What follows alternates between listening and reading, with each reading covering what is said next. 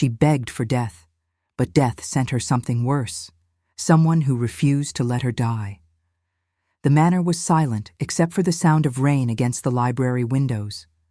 Margaret sat in the dark, her hands trembling around a letter she'd read 100 times. Unfit, barren, a burden to our name. Her husband's words still burned like a brand on her chest. 3 years of marriage. 3 years of disappointment. Not his, theirs. The entire family had turned away from her as if infertility were a contagion. Her mother-in-law's visits had ceased. Her sisters-in-law no longer wrote. Even her own mother had stopped calling her by her given name, replacing it with a hollow silence that spoke louder than any cruelty. Now she was here, in this abandoned estate in the Scottish Highlands, sent away like a shameful secret. The divorce papers would arrive within the fortnight. Margaret was 32 years old, and she had already lived too long. She didn't hear him enter. He simply was, a figure in the doorway, silhouetted against the storm-dark corridor. For a moment she thought he was a ghost, a manifestation of her despair given form. "You're not meant to be here," she whispered. "Neither are you." His voice was like velvet draped over stone. And yet, here we both are. He stepped into the lamplight, and she understood why the staff had fled this place. His face held the terrible beauty of something that had seen centuries collapse into dust. His eyes, gray as winter ice, fixed on her with an intensity that made breathing difficult. "The caretaker's cottage is flooded," he said, though she hadn't asked. "I've taken shelter here as well. I am Mikkel." She should have been afraid. Everything in her recognized that he was not what he appeared to be. But fear requires the will to survive, and Margaret had surrendered that weeks ago. "Margaret," she offered, her voice barely audible. He moved to the window, and she noticed he cast no reflection in the glass.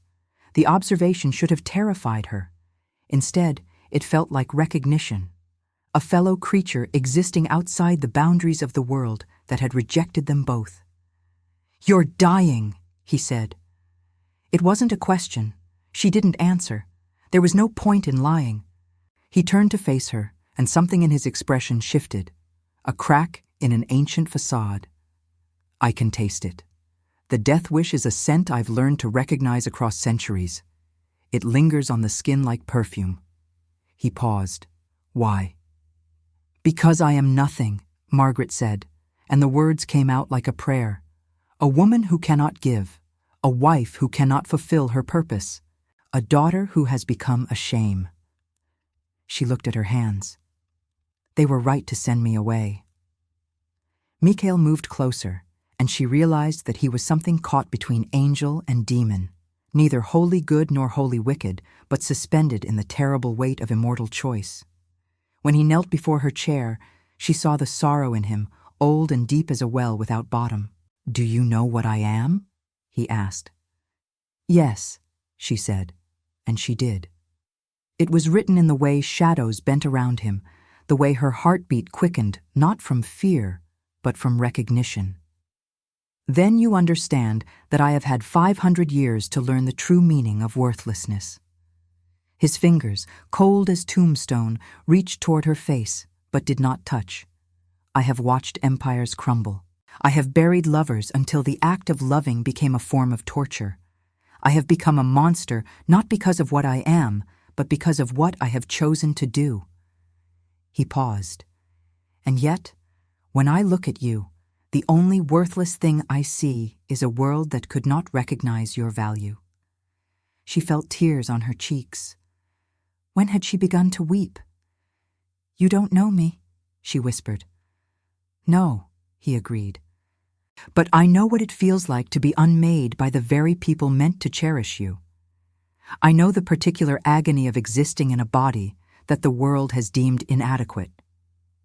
His voice dropped lower.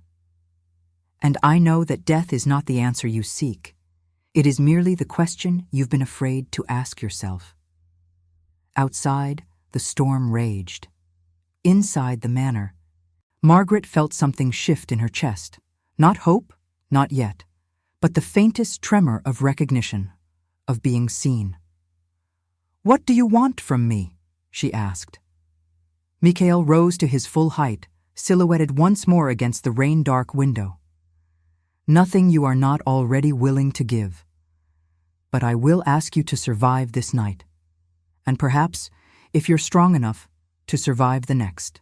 He turned to leave, and Margaret realized that in the space of minutes, her death wish had transformed into something else entirely, a terrible, impossible curiosity. The morning brought no clarity, only the weight of a choice she hadn't yet made. Margaret found him in the Manor's kitchen, moving with a grace that made him seem almost human. He'd prepared tea, black, bitter, the kind that tasted like confession. She wondered if this was a game, and if so, whether she minded losing. "The storm has passed," Mikhail said, but he wasn't looking at the cleared skies beyond the window. He was watching her, with an intensity that made her feel simultaneously hunted and protected. "I haven't decided," Margaret said, understanding instinctively that they were discussing nothing and everything simultaneously. "What you're offering, if that's what this is, it is." He set down his untouched cup. "Immortality is a choice made in the blood, Margaret. Not a curse imposed, but a threshold you must walk through consciously. I do not transform the unwilling." She thought of the letters waiting in her bedroom, the divorce, the return to her family, where she would be a cautionary tale whispered behind closed doors. A woman who had failed at the only thing society demanded of her. "Why me?" she asked. "You have 500 years. Surely you've encountered women more suitable." "Suitability," Mikhail said, his voice carrying the weight of centuries, "is a word invented by those who fear what they cannot control. I have known queens and courtesans, scholars and saints. And do you know what I learned?" He moved closer, and she did not retreat. "The most beautiful souls are often found in the bodies that the world has deemed broken." He reached for her hand, and when his skin touched hers, she felt the cold of tombstones and the heat of ancient fires all at once. "You were meant to be barren," he whispered, "not because you are inadequate, but because your womb was always meant for something greater, eternity itself, not children, Margaret, but a resurrection." She should have pulled away. Every rational part of her screamed that this was madness, that she was being seduced by a beautiful lie told by something ancient and dangerous. But the letter in her pocket felt heavier than his touch. "What happens if I say yes?" she asked. "Then you die," he said simply. "The woman you are now will cease to exist. The shame, the rejection, the smallness they taught you to feel, all of it burns away in the transformation." His gray eyes found hers. "But you will rise, and you will be mine as much as I am yours. That is the covenant. And if I say no, then I leave before nightfall. You return to your family, your shame, your slow dissolution into the woman they expect you to be." He released her hand. "And I will carry the knowledge of you for the next 100 years, wondering what I might have saved." The kitchen fell silent, except for the ticking of the grandfather clock in the hall. Margaret could hear her own heartbeat, that small, fragile percussion that separated life from death. She thought of her mother's disappointment, her husband's cold detachment, the way her body had become a battlefield where she was simultaneously victim and enemy. "If I become what you are," she said slowly, "I can never go back." "No," Mikhail confirmed. "You will never again fit into the world that rejected you, but you will belong to something far greater than their approval. You will belong to eternity, and to me." Margaret rose from the table and moved to the window. Outside, the Scottish landscape spread before her, wild, untamed, indifferent to human concepts of propriety. A world where barrenness meant nothing because creation and destruction were the same force. She thought of the girl she had been, full of hope, believing that a woman's worth was measured in her ability to bear children. That girl had died long ago, murdered by 1,000 small cruelties. Perhaps it was time to let her corpse rest and become something entirely new. "Tonight," Margaret said, turning back to face him. "If I'm to die, I'd rather do it while the moon is full. There's poetry in that, I think." Mikhail smiled, and for a moment the ancient sorrow lifted from his face.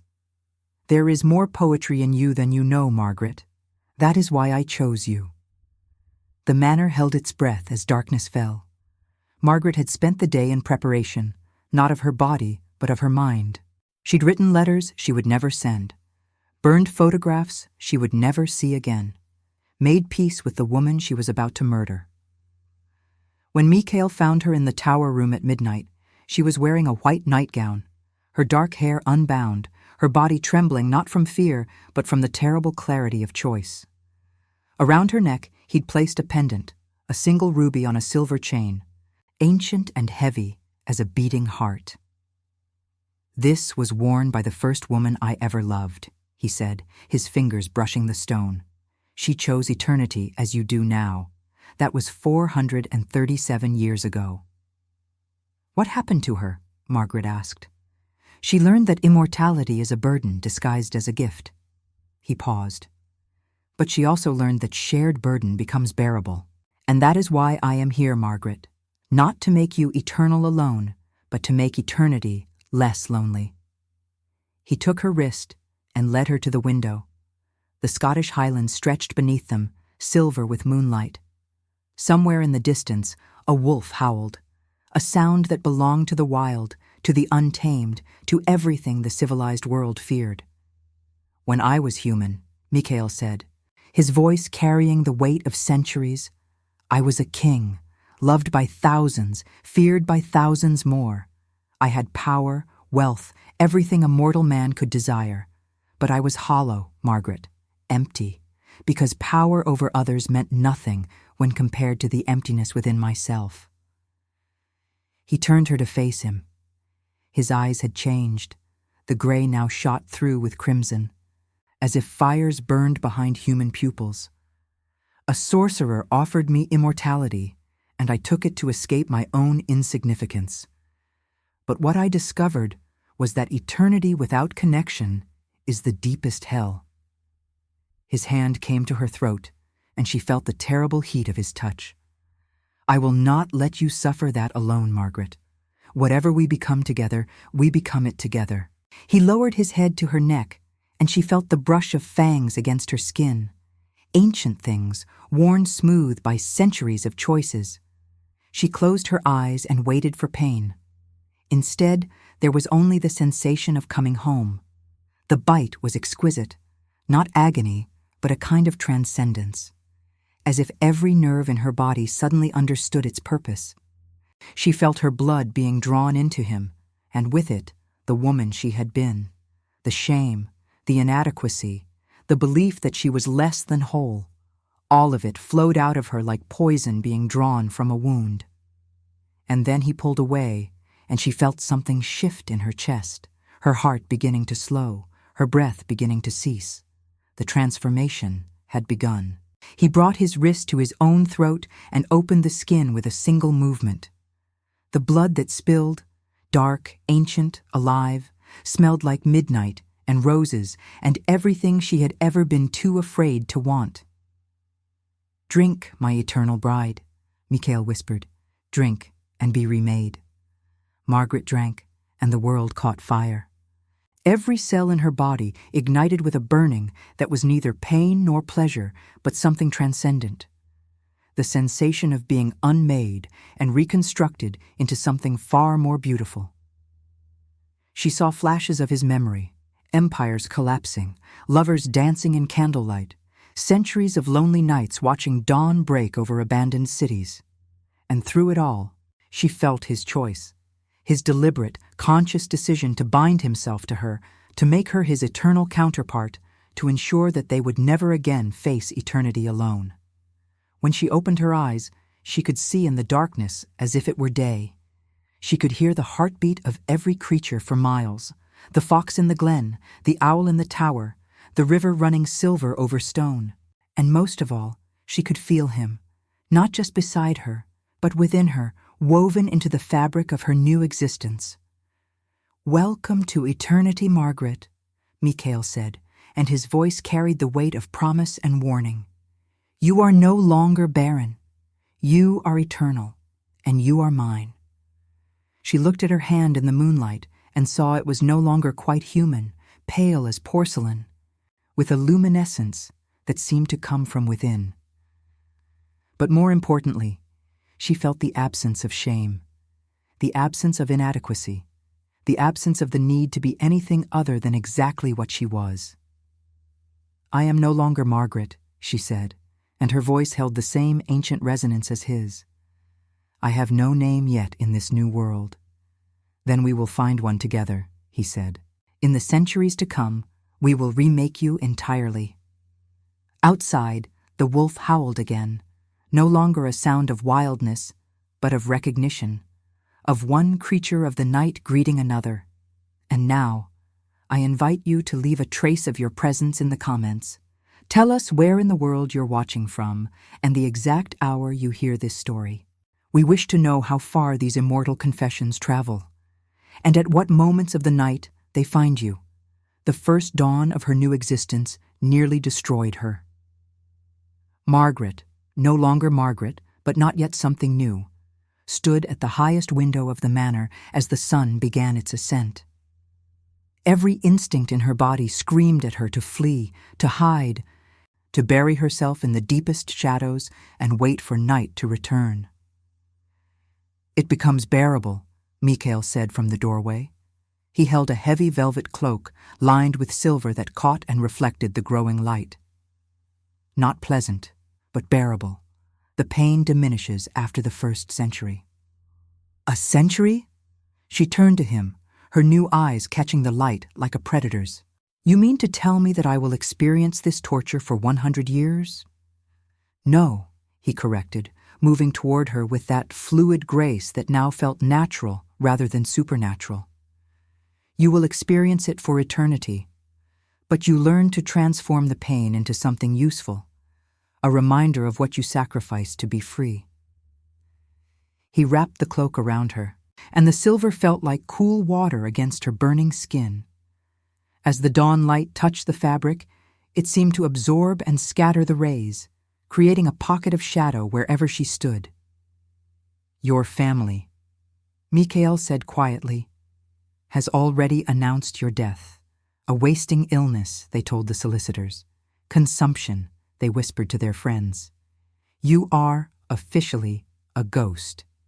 Margaret felt something twist in her chest, a moment of grief for the woman she had been, the relationships she had already lost, the future that had been stolen from her in exchange for this terrible, beautiful eternity. "Good," she said finally. "Then they cannot hunt me, cannot try to save me, cannot attempt to make me human again." "Is that what you want?" Mikhail asked. "To remain unmade?" She considered this.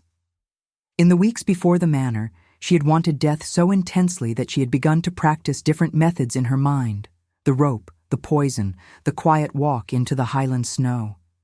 But now, standing at the threshold of a new existence, she understood that what she had truly wanted was not to die, but to be transformed. To be remade into something that could never again be deemed inadequate. "I want to exist outside their rules," Margaret said. "I want to know what it means to be powerful. I want to taste the blood of my enemies and feel no shame." Mikhail's expression shifted, something dark and pleased flickering across his ancient features. "You are more monster than I anticipated. I like this." Over the following weeks, as Margaret learned the geography of her new existence, she began to understand the true nature of her transformation. The body that had been deemed barren was now an instrument of terrible precision. Muscles that could move with inhuman speed, senses that could track a heartbeat through stone walls, a mind that processed information with crystalline clarity. But more than that, she felt the absence of the biological clock that had defined human womanhood. No longer was she racing against the years, desperate to fulfill a reproductive destiny before time ran out. Instead, she had all the time in the world. Literally. Your power is in your stillness, Mikhail taught her as they moved through the highlands on moonless nights. Humans are constantly frantic, constantly afraid of running out of time. That fear poisons their judgment, limits their choices. But we have learned that true power is in waiting, in choosing our moments with the precision of a hunter stalking prey across seasons. Margaret learned to hunt. Not the desperate, messy feeding she had feared, but something closer to artistry. The selection of prey who were themselves predators. Men who hunted women, who believed themselves untouchable. She learned that her new existence could have purpose beyond mere survival. It could have meaning. One night, as they stood in Edinburgh, watching the city sleep below them, Mikhail brought her to a mirror. It was the first time she had seen her reflection since the transformation, and she gasped. The woman looking back at her was not Margaret, not entirely. She was something altogether new, pale as marble, with dark eyes that held depths of endless night. But more than that, she was beautiful. Not in the delicate porcelain way that society demanded of women, but in a wild, untamed, predatory fashion. She was magnificent. "What is my name?" she asked. "In this new world, I cannot remain Margaret. That woman is dead." Mikhail was silent for a long moment. Then he said, "Names are what mortals use to anchor themselves to identity, but you are no longer bound by such limitations. You can be reborn with each century, each name a different incarnation of your eternal self." "But now," Margaret pressed, "who am I now?" He smiled, and it was the smile of someone who had waited 500 years for exactly this moment. The emergence of a being who could match him in darkness, in strength, in the terrible beauty of their shared immortality. "Now," he said, "you are Ravenna, the Dark Queen, my eternal bride." She tried the name on her lips, and it felt like fitting into skin that had always been meant to be hers. Ravenna, the raven, the bird of death and rebirth, of metamorphosis and dark prophecy. "Ravenna," she whispered, and watched herself smile with fangs in the mirror. "Yes, that is exactly who I was always meant to become." 3 years into her new existence, Mikhail brought her to the heart of his empire, a castle suspended between mortal geography and something altogether other, existing in the margins of maps that humans had long forgotten to draw. Calith, the ancient place, the gathering ground of immortals who had chosen darkness and those who walked the line between shadow and light.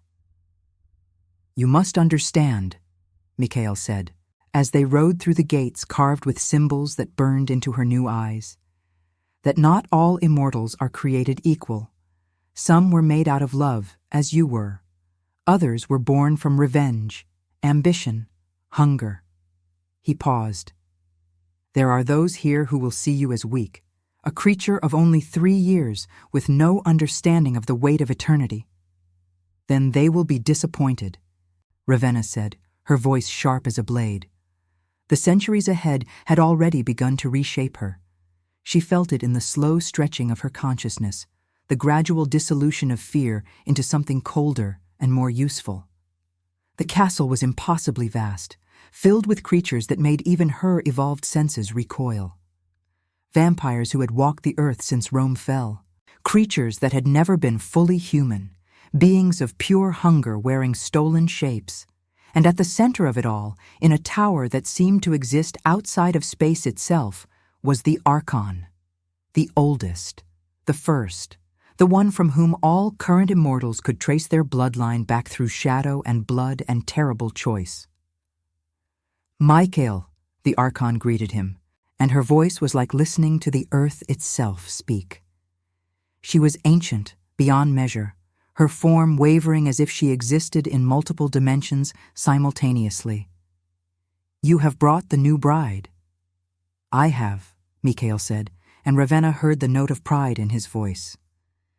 "Ravenna, this is the Archon. She predates empires. She has watched kingdoms rise and fall like flowers blooming and withering." The Archon's attention turned to Ravenna, and she felt the weight of centuries of judgment pressing down upon her. "You were unwanted in the mortal world." "I was," Ravenna confirmed. "They deemed me inadequate, broken, unworthy of continuation." "And do you resent them?" The question was a test. Ravenna could feel it. The Archon was searching for weakness, for the kind of petty rage that would mark her as a flawed immortal, one destined to be controlled by ancient wounds rather than elevated by them. "I pity them," Ravenna said finally. "They have only one lifetime to achieve their measure of worth. I have eternity. Whatever they failed to see in me, I will spend the next 500 years proving them catastrophically wrong." The Archon smiled, and it was a terrible thing, full of teeth and the knowledge of eons. "She has potential," the Archon said to Mikhail. "But the question remains, what is your intention with her? To keep her as a consort? To build an empire? Or is this merely one more folly in your long history of falling in love with humans?" Mikhail's hand found Ravenna's, and his fingers intertwined with hers.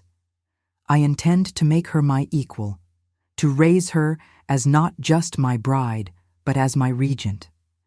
Together, we will reshape the ancient laws that have governed our kind for too long." "Dangerous," the Archon mused. "The old ones will not appreciate such innovation. They believe that hierarchy is ordained by age, that immortality granted earlier grants greater worth."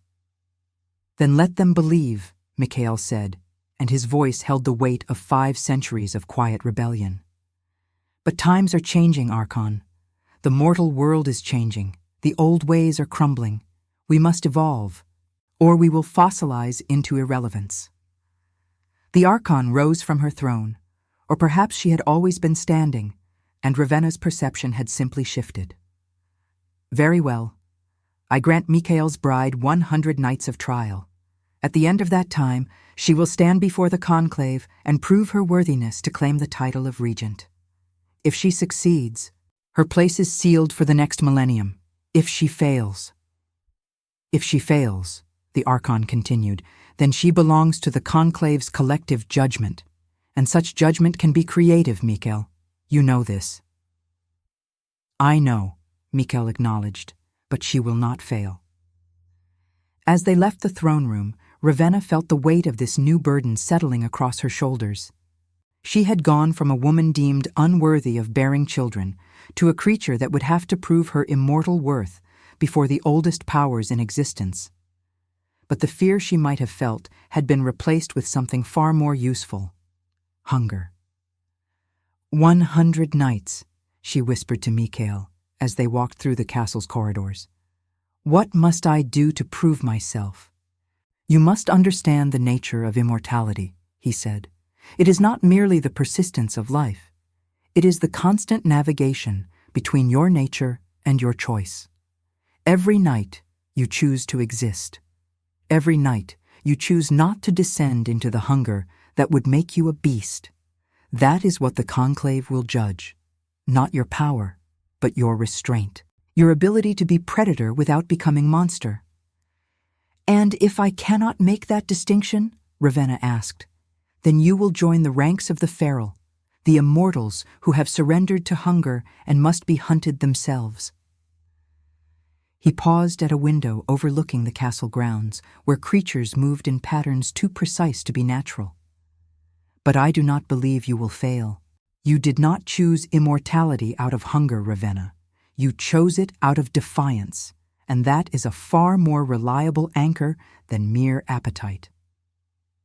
The first trial came on a moonless night. Ravenna stood in the castle's courtyard, facing 3 immortals chosen by the conclave to test her mettle. They were all older than Mikhail, creatures who had walked the earth for 1,000 years or more, who had drained kingdoms and bathed in the blood of millions. One of them had been a war chief during Rome's reign. Another had orchestrated the fall of dynasties through plague and subterfuge. "You must choose," the eldest of them declared, his voice carrying the weight of centuries. "In this circle stands an innocent, a mortal who has committed no crime, caused no harm. And there are 3 of us, immortals, whose hands are stained with the blood of thousands. You are given one choice: feed on the innocent and prove your restraint by allowing us to kill you, or feed on us and prove your ferocity by defeating those who would traditionally be your superiors." "Neither," Ravenna said. The circle fell silent. "Neither?" The war chief stepped closer, clearly intrigued. "That is not one of your options." "Then I create a 3rd option," Ravenna replied, and her voice held the weight of newly discovered power. "I do not feed, I do not kill.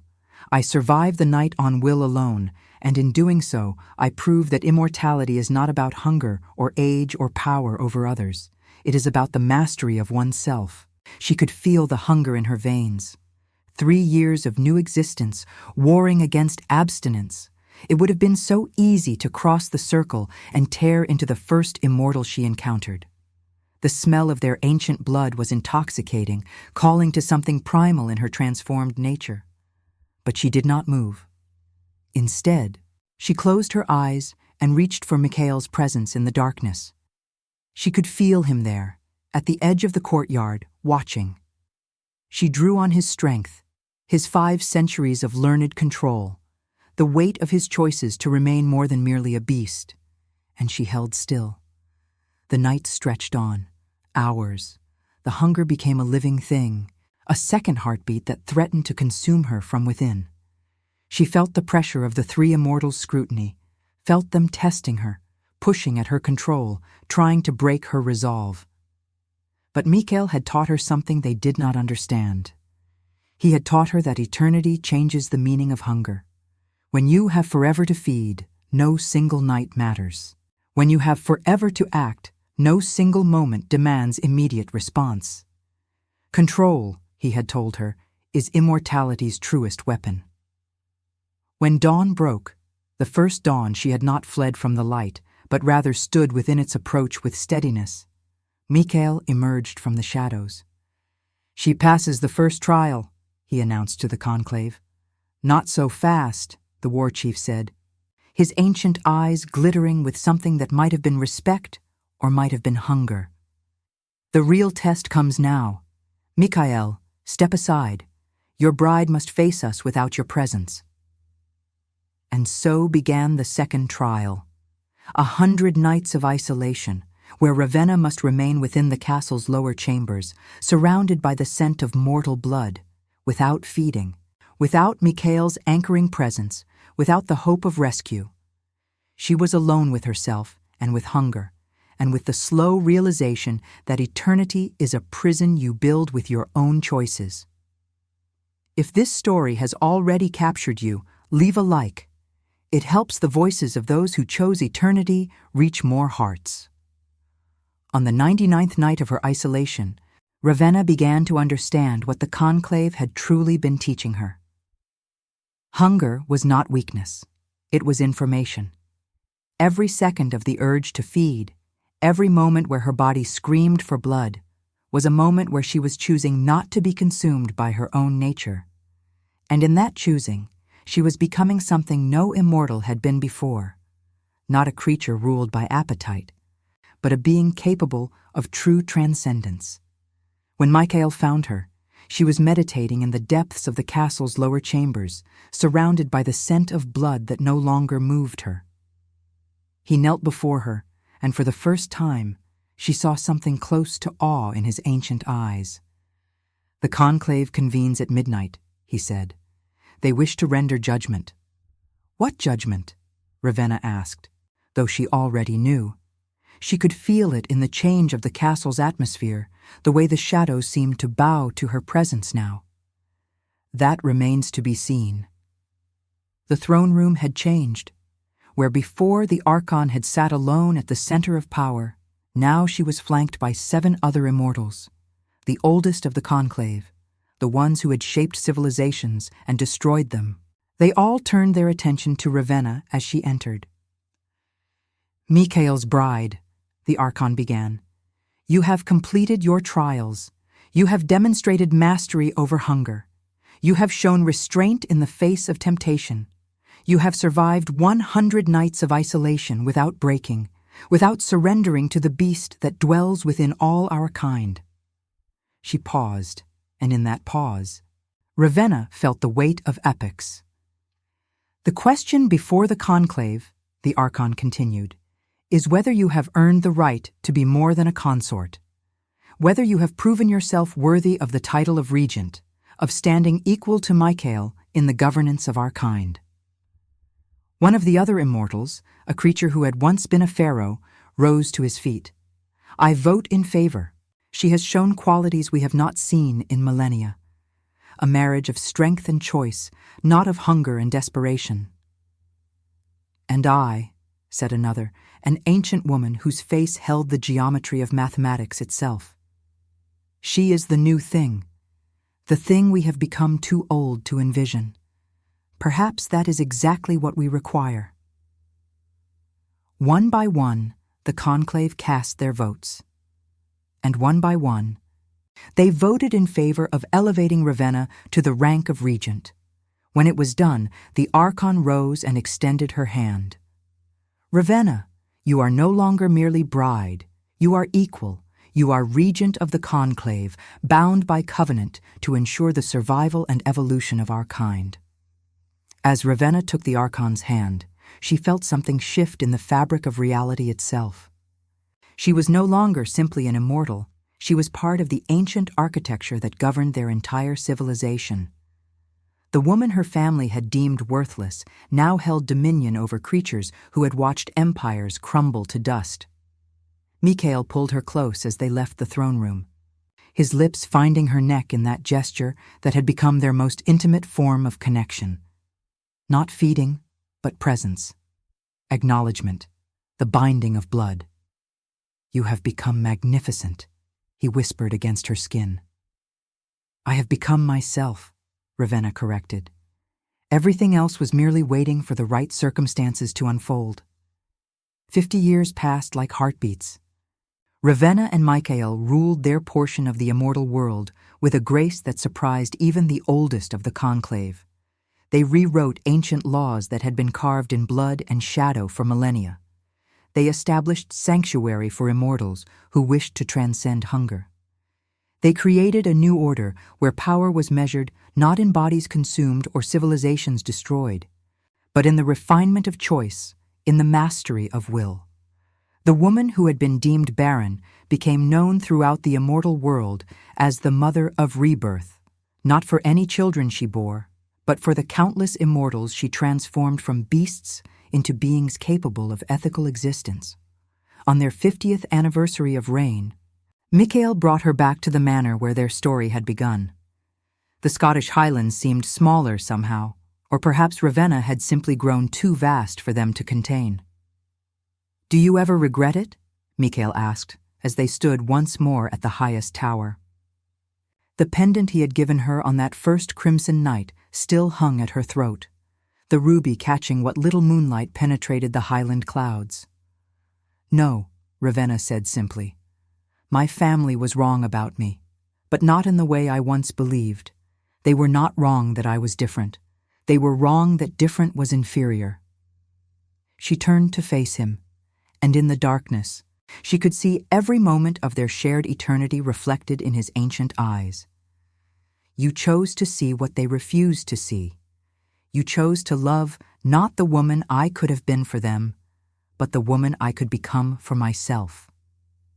"Is that what love is?" Mikhail asked. "The ability to see potential where others see only lack?" "No," Ravenna said, and she pulled him close. "Love is the willingness to burn with someone in the fire of their own becoming. Love is choosing, night after night, to make the same decision, to remain, to exist, to witness." She kissed him then, and it was not the kiss of a bride surrendering to a vampire. It was the kiss of two ancient beings who had chosen, across 500 years and 50 years of shared reign, to be remade in the image of each other's choices. Outside, the Scottish wind howled against the stone walls. Inside, immortality hummed with the warmth of two beings who had learned that forever is bearable only when shared. The woman who had begged for death had learned to beg for life, endlessly, eternally, within the arms of someone who understood that true immortality is not the absence of death, but the presence of choice. She had been barren. Now she was fertile with eternity itself, bearing witness to the infinite potential of becoming. Subscribe if you believe mercy can resurrect even the damned. Like if you'd choose eternity for love that sees your soul. Comment eternal if you'd survive the night for someone worth dying for.